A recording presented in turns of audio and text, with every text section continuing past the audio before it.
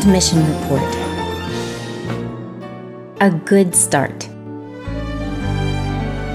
Si Simon ay nakatira sa Northern India. Hilig niya ang pagtakbo. Idol niya sa takbuhan, si Usain Bolt, ang Jamaican sprinter na kilala bilang pinakamabilis tumakbo sa buong mundo. Hindi makakalimutan ni Simon ang sinabi ni Usain Bolt sa isang interview sa TV. Sinabi niya, "Nag-training ako ng 4 na taon upang tumakbo ng 9 na segundo."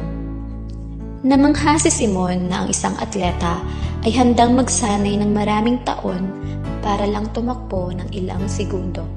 Napagtanto niya na ang pagsasanay ay dapat na napakahalaga para sa mga runner. Napagtanto din ng mga magulang ni Simon na napakahalaga ng pagsasanay. Naisip nila ang tamang pagsasanay para kay Simon na maghanda ito sa pagpasok sa paaralan sa kanilang bayan saan. Gusto ni Itay na pumasok si Simon sa isang Seventh-day Adventist school at gusto niya ng rekomendasyon kung alin ang pinakamabuti para sa kanyang anak. Si Simon ay 5 years old pa lang.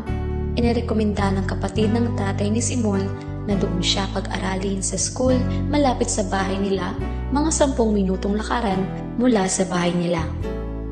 Kaya doon pinag-enroll si Simon sa Adventist school para makapagsimula ng kindergarten. Sa unang araw ay ayaw pumasok ni Simon sa school. Umiiyak siya habang naglalakad sila ng nanay niya papuntang paaralan. Umiyak din siya nang iwan siya ng nanay sa school. Takot na takot si Simon sa loob ng classroom kapag hindi niya nakikita ang kanyang nanay sa loob. Ngunit madaling napawi ang mga luha ni Simon sa kanilang klase ng morning devotional. Nagustuhan ni Simon ang kanilang pag-aawitan patungkol kay Jesus at ganun din ang Bible story na ginawa ng principal. Di nagtagal ay nagsimula na din siyang makipagkaibigan sa iba pa niyang mga kaklase.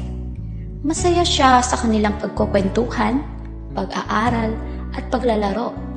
Masaya siyang kasama niya ang kanyang mga kaklase. Lumipas ang 1 taon at pumasok naman si Simon sa grade 1. Pagkatapos ay natapos din niya ang grade 2, grade 3 at grade 4. Habang nag-aaral siya, natutunan niyang maging tapat at matulungin kagaya ni Jesus tulad sa Biblia.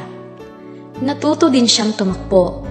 Isang araw, sinabi ng kanilang teacher sa kanila na dapat kayong tumakbo dahil mabuti ito sa inyong kalusugan. Kaya nagpasya si Simon na tumakbo araw-araw.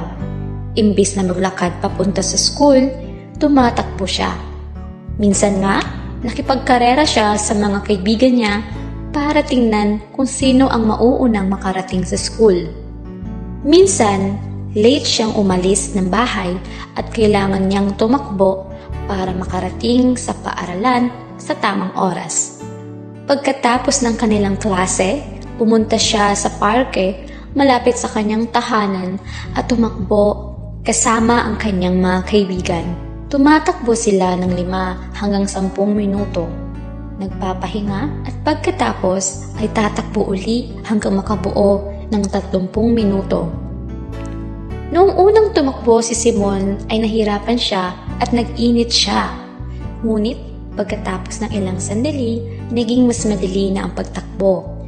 Pagkatapos ng ilang buwan na kanyang pagtakbo araw-araw, halos hindi na siya pinagpapawisan. Napakasarap ng pakiramdam niya pagkatapos tumakbo. Bumuti ang kanyang pakiramdam at mas madali niyang nagagawa ang kanyang takdang aralin. Natutunan ni Simon ang kahalagahan ng ehersisyo.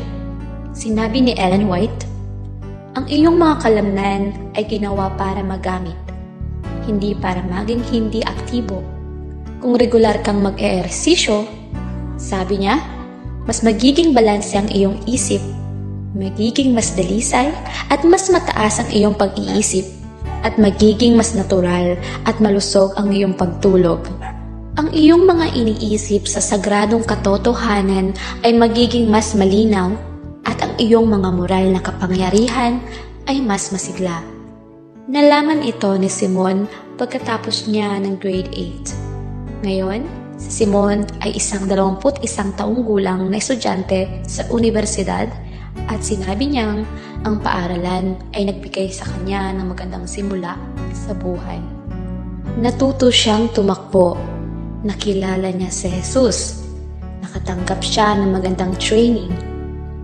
Sa pamamagitan ng paaralang ito, tinulungan ako ng Diyos na maging isang taong may moral at dignidad, sabi niya.